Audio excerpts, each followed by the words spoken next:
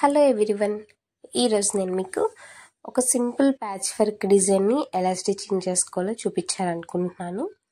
Blouse length వచ్చి మనకి 15 inches, అలాగే చెస్ట్ లూజ్ వచ్చి 36 ఇంచెస్ అండి. ఇది వెస్ట్ లూజ్ వచ్చి 32, అలానే చంక హార్మోల్ డౌన్ వచ్చి 7 ఇంచెస్. ఇప్పుడు నేను నెక్ విత్ వచ్చి 3.5కి మార్కింగ్ చేసుకుంటున్నాను. 3.5 అండ్ ఈ విధంగా డ్రా చేసుకొని మనము ఒక బాక్స్ కింద, అంటే బోట్ నెక్కి ఆల్రెడీ మనం డ్రా చేసుకుంటాం కదా, ఆ విధంగా డ్రా చేసుకున్నాను. అలానే కింద నడుము వచ్చి మనకి 4 ఇంచెస్ దగ్గర మార్కింగ్ చేసుకున్నాను. ఇప్పుడు మళ్ళీ 2.5 ఇంచెస్కి మార్కింగ్ చేసుకొని ఒక బాక్స్ లాగా అయితే ఫస్ట్ నేను డ్రా చేసుకుంటున్నాను. ఇలా బాక్స్లో డ్రా చేసుకున్న తర్వాత డిజైన్ షేప్ అనేది లోపల నేను డ్రా చేస్తున్నానండి. అంటే మనకి ఓన్లీ డ్రాప్ షేప్లా కాదు, చిన్న డిజైన్స్ కింద కర్వ్ వచ్చింది. ఆ డిజైన్ అనేది నేను డ్రా చేసుకుంటున్నాను. చూస్తున్నారు కదా, మనకి ఇది డిజైన్ అనమాట. బ్యాక్ నెక్ వచ్చి ఇది డిజైన్. ఫస్ట్ పైన సన్నింగా నుంచి కిందకి లావుగా డిజైన్. ఇది అసలు మనకి కస్టమర్ చూపించిన రిఫరెన్స్ పిక్ అయితే ఈ విధంగా ఉంది. అందుకని ఫస్ట్ పైన ఒక 6 ఇంచ్ నుంచి మొదలు పెడుతూ కిందకి వచ్చే కొలది 1 ఇంచ్ కింద నేను మార్కింగ్ చేసుకున్నాను. ఇలా మార్కింగ్ చేసుకొని మనకి ఫస్ట్ అయితే ఏ షేప్ అయితే డ్రా చేసుకున్నామో మళ్ళీ సేమ్ అదే షేప్ని మనమైతే డ్రా చేసుకోవాలి.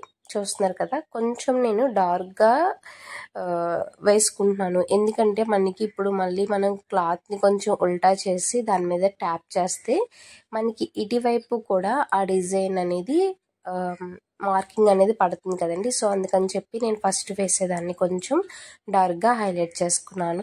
చూస్తున్నారు కదా, మనకి ఉల్టా చేసి కొంచెం ట్యాప్ చేయడం వల్ల మనకి ఆ డిజైన్ అనేది ఇలా పడింది కదా. మనకి డ్రా చేసుకోవడం అనేది చాలా ఈజీగా ఉంటుంది.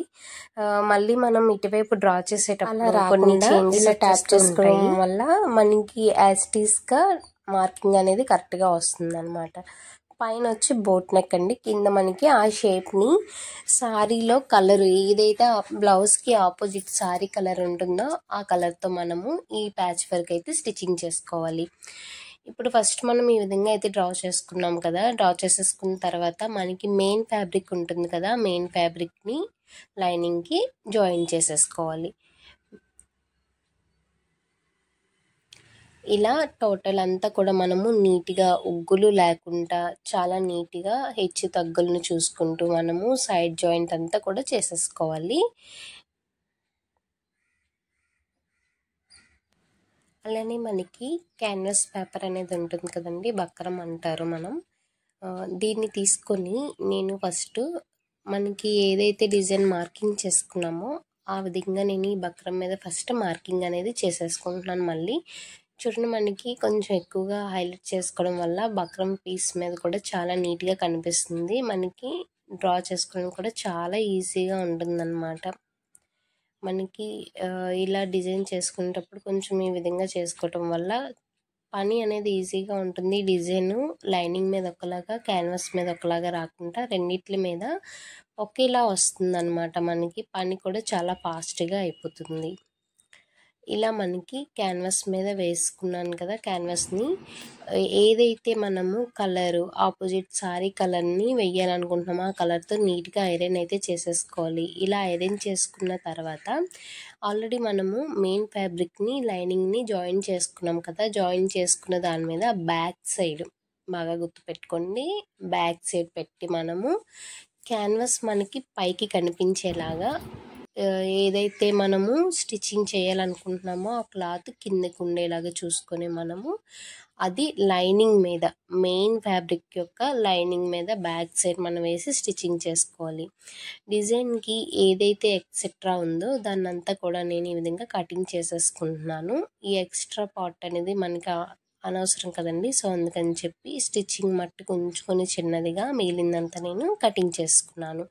ఇలా కటింగ్ చేసుకున్న తర్వాత ఏదైతే సారీలో కలర్ ఉందో ఆ కలర్తో చిన్న కోట్ కింద తిప్పుకోవాలి అన్నమాట. కొంచెం ఇది చూసుకుంటూ కుట్టుకోవాలి, లేదంటే మనకి చాలా తేడా వచ్చేస్తుంది. ఇలా మనము ఆ ప్యాచ్కి ముందు గోటు తిప్పుకుంటే కొంచెం ఫినిషింగ్ అనేది ఇంకా చాలా నీట్గా కనిపిస్తుంది. ఇక్కడ మనకి ఎడ్జెస్ దగ్గర మనము ఒక ఫ్రిల్లా పెడతాం కదా, ఫ్రిల్లా అది ఏం అక్కర్లేదండి. మనం ఇది క్రాస్గానే తీసుకున్నాం కదా, సో అది సరిపోతుంది. క్రాస్ తీసుకోకుండా ఉంటే స్ట్రైట్ లైన్స్ అయితే మనము ఫ్రిల్స్ కింద పెట్టుకోవాలి. అలా షేప్ వచ్చిన దగ్గర ఆల్రెడీ నేను తీసుకున్న పీస్ వచ్చి అయితే ఇది క్రాస్ పీసే, సో మనకి క్రాస్ పీస్ అయితే సరిపోతుంది.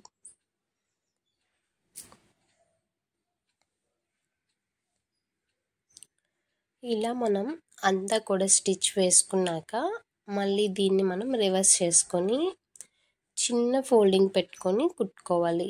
చూస్తున్నారు కదా, ఇలా ఈ విధంగా. మళ్ళీ బ్యాక్ సైడ్ ఆ బ్లూ కలర్ క్లాత్ని కొంచెం తిప్పుకొని ఈ విధంగా అయితే కుట్టుకుంటే మనకి అంతే. మనకి ఈ ప్యాచ్ అయితే చూస్తున్నారు కదా, అలా గోట్ కింద వస్తుంది. ప్యాచ్ అయితే ఈ విధంగా రెడీ అయిపోయింది మనకి. ఇలా రెడీ అయిపోయిన ప్యాచ్ని మనం మెయిన్ ఫ్యాబ్రిక్ మీద చెప్పాను కదా ఆల్రెడీ ఫస్ట్లోనే మనకి రివర్స్లో పెట్టుకొని స్టిచ్చింగ్ చేసుకోవాలని. ఇలా రివర్స్లో పెట్టుకొని స్టిచ్చింగ్ చేసుకోవాలి. ఫస్ట్ లోపల ఒకటి చిన్న షేప్ అనేది డ్రా చేసుకున్నాం కదా, ముందు మనము ఆ చిన్న షేప్ మీద స్టిచ్చింగ్ అనేది వేసుకోవాలి అన్నమాట. చాలా జాగ్రత్తగా కుట్టుకోండి, కొంచెం నెమ్మదిగా అయినా పర్వాలేదు. కరెక్ట్ డిజైన్ షేప్ పోకుండా మనము నెమ్మదిగా కుట్టుకున్నా సరిపోతుంది. సేమ్ మనం ఏదైతే ఎడ్జెస్ని వేసుకున్నామో ఆ ఎడ్జెస్ మీద మనము కరెక్ట్గా స్టిచ్చింగ్ అనేది పడాలి.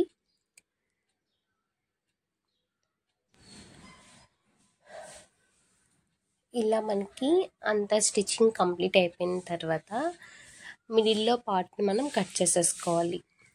మిడిల్ పార్ట్ని కట్ చేసుకొని దాన్ని మనం రివర్స్ చేసుకోవాలి. మనము ఇందాక లైనింగ్ సైడ్ స్టిచ్చింగ్ చేసుకున్నాం కదా, కానీ దాన్ని మనము ఇప్పుడు ఫ్రంట్ సైడ్కి రివర్స్ చేసుకోవాలి. చిన్న చిన్న కట్స్ ఇచ్చుకోవాలండి. నేను అదైతే మిస్ అయ్యాను, మీరు అసలు అది మిస్ అవ్వద్దు. మిస్ అవ్వడం వల్ల నాకు కొంచెం కష్టం అనిపించింది ఇలా రివర్స్ చేయడానికి. మనకి ఆ కట్స్ ఇచ్చుకోవడం వల్ల చాలా సింపుల్గా అలానే నీట్ ఫినిషింగ్లో బాగానే తిరిగిపోతుంది. ఫస్ట్ మనము కట్స్ ఇచ్చుకున్న తర్వాత దాన్ని రివర్స్ చేసుకోవాలి. రివర్స్ చేసుకొని మనకి ఎడ్జెస్ ఉన్నాయి కదా, ఆ చిన్న ఎడ్జెస్ దగ్గర కొంచెం స్క్రూ డ్రైవర్తో నేను సెట్ చేసుకుంటున్నాను, బాగా వస్తాయి అని చెప్పి.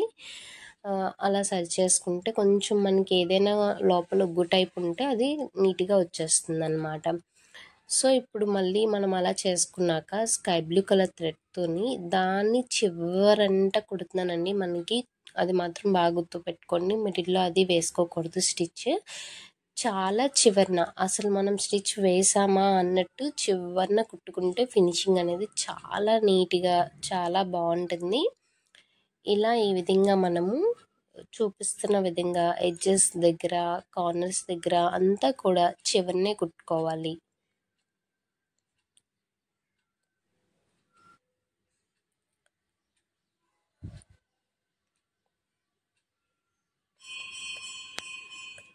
ఇలా మనకి చూసారు కదా, ఫస్ట్ కింద అసలు స్టిచ్ పడినట్టుందా అలా నీట్గా వేసుకోవాలి. అలా వేసుకున్న తర్వాత మళ్ళీ మనము పైన కూడా సేమ్ అలానే మనం గోటు కింద తిప్పుకున్న దాని పక్కనే మనకి స్టిచ్ అనేది పడాలి. కొంచెం లేట్ అయినా పర్లేదు, జాయిగా మనం స్టిచ్ చేసుకుంటే బ్లౌజ్ ఫినిషింగ్ అనేది చాలా నీట్గా వస్తుందండి. నాకైతే మా కస్టమర్ రిఫరెన్స్ చేసిన పిక్ ఇది. పైన మనకి ఏంటంటే బోట్ నెక్ ఇచ్చి ఓపెన్ వచ్చింది, నేనైతే ఓపెన్ ఇవ్వలేదండి, ఎందుకంటే మనకి ఇది బ్యాక్ ఓపెన్ కాదు కదా. సో అందుకని చెప్పి నేను ఇంక ఓపెన్ ఇవ్వకుండా నార్మల్గా స్టిచ్చింగ్ అంతా అయిపోయిన తర్వాత షో బటన్ పెట్టేసుకోవచ్చులే అన్న లెక్కలో నేనైతే పైన అయితే ఓపెన్ ఇవ్వలేదు, బోట్ నెక్ ఇచ్చేసుకుందామని చెప్పి ఈ విధంగా అయితే స్టిచ్చింగ్ చేసేసుకుంటున్నాను నేను. మరి మీకు పైన ఓపెన్ కావాలి అనుకుంటే మనకి ఆ డిజైన్ చివరన కలిపాం కదా, అక్కడ మనము చిన్నది ఓపెన్ పెట్టుకొని షో బటన్ వేసుకుంటే బాగుంటుంది. బట్ నేనైతే ఆ విధంగా ఇవ్వట్లేదు, జస్ట్ నార్మల్గా స్టిచ్చింగ్ అయితే చేసేస్తున్నాను. ఇలా మనకి ఆ చివర్ల ఎడ్జ్లంతా కూడా కుట్టుకోవాలి. అలానే ఎక్సెట్రా క్లాత్స్ ఏమైనా, ఇది లోపల ఫోల్డింగ్ చేసిన క్లాత్ బయటికి చిరాగ్గా వచ్చేస్తుందని చెప్పి నేను కట్ చేసేసుకొని మిగిలినంత లోపలికి మడిచి స్టిచ్చింగ్ అనేది వేసేసుకుంటున్నాను. అంతే అండి, ఈ ప్యాచ్ వర్క్ డిజైన్ అయితే ఆల్మోస్ట్ కంప్లీట్ అయిపోయినట్టే. మనం దీనికి కుందన్స్, స్టోన్స్ అలాంటివి ఏమీ ఎక్సెట్రా యాడ్ చేయట్లేదు. ఇలానే సింపుల్గా హైలైట్గా అనిపిస్తుంది కదా, సో అందుకని చెప్పి నేను ఇంకా ఎలాంటి ప్యాచెస్ని కూడా దీనికి యాడ్ చేయాలని చెప్పి అనుకోవట్లేదు. అలానే మా కస్టమర్ రిఫరెన్స్ చేసిన పిక్ కూడా సేమ్ ఇంతే ఇలానే ఉంది, జస్ట్ సింపుల్గా ఉంది. అలానే మా కస్టమర్కి కూడా సింపుల్గా అంటేనే ఇష్టం. కొంచెం గ్రాండ్గా మళ్ళీ హెవీగా డిజైన్ చేసినా కూడా తనకి నచ్చదు. సో అందుకని చెప్పి నేనైతే ఈ విధంగా ప్యాచ్ వర్క్ని సింపుల్గా స్టిచ్చింగ్ చేస్తాను. ఇప్పుడు మన ప్యాచ్ వర్క్ అయితే కంప్లీట్ అయిపోయింది కదా మనకి. అలానే బోట్ నెక్ని స్టిచ్ చేసుకోవడానికి బోట్ నెక్ క్రాస్ కటింగ్ తీసుకుంటాం కదా, క్రాస్ కటింగ్ తీసుకొని అయితే స్టిచ్ చేసుకుంటున్నాను. ఇలా స్టిచ్ చేసుకున్న తర్వాత మళ్ళీ మనం దీన్ని చిన్న చిన్న టాకాస్ కింద ఇచ్చుకొని ఒక చిన్న మడత ఫోల్డింగ్ వేసుకొని స్టిచ్ చేసుకోవాలి. స్టిచ్ చేసుకున్న తర్వాత దీన్ని మనము హెమ్మింగ్ చేసుకోవాలన్నమాట. నార్మల్ నీడిల్తోనే హెమ్మింగ్ చేసుకుంటేనే దీని ఫినిషింగ్ లుక్ అనేది వస్తుంది. మరి నా వీడియోస్ కనుక మీకు నచ్చినట్టయితే ఒక లైక్ చేయండి, షేర్ చేయండి. అలానే ఎలా అనిపించాయో ఒక చిన్న కామెంట్ చేయడం అయితే మర్చిపోకండి. నా వీడియోస్ కనుక మీ ఫ్రెండ్స్కి, రిలేటివ్స్కి ఎవరికైనా యూస్ఫుల్ అవుతాయి అనుకుంటే తప్పకుండా షేర్ చేయండి. ఇలా మనము టాకాస్ క్రాస్ కటింగ్లో వేసుకునే డిజైన్స్కి ఏదైనా సరే మనం ఇలా టాకాస్ అనేది ఇచ్చుకుంటే మనకి నెక్ బాగా తిరుగుతుందండి. కొంచెం ముగ్గులు అవి లేకుండా చాలా నీట్గా తిరుగుతుంది. ప్రతిదానికి మనము రౌండ్ నెక్స్ అవి వేసుకునేటప్పుడు చిన్న చిన్న టాకాస్ ఇచ్చుకోవటం వల్ల నెక్ షేప్ అనేది చాలా నీట్గా వస్తుంది అన్నమాట. ఫినిషింగ్ కూడా కరెక్ట్గా నీట్గా కనిపిస్తుంది. ఇలా మనకి ఈ విధంగా స్టిచ్చింగ్ అయితే వేసేసుకోవాలి. ఇలా స్టిచ్చింగ్ వేసుకున్నాక దీన్ని మళ్ళీ నేను చిన్నది మడిచి పైన ఒక స్టిచ్ అనేది వేసుకున్నాను. హెమ్మింగ్ చేసుకోవడానికి కొంచెం చాలా ఈజీగా ఉంటుంది కదా అని చెప్పి. చూస్తున్నారు కదా, ఇలా పైనంతా ఒక చిన్న కుట్టు అనేది వేసుకున్నాను. ఈ కుట్టు వేసుకోవటం వల్ల మనకి హెమ్మింగ్ చేసుకోవడం అనేది చాలా నీట్గా ఉంటుంది. అలానే చేసుకోవడానికి సులువుగా కూడా అనిపిస్తుంది.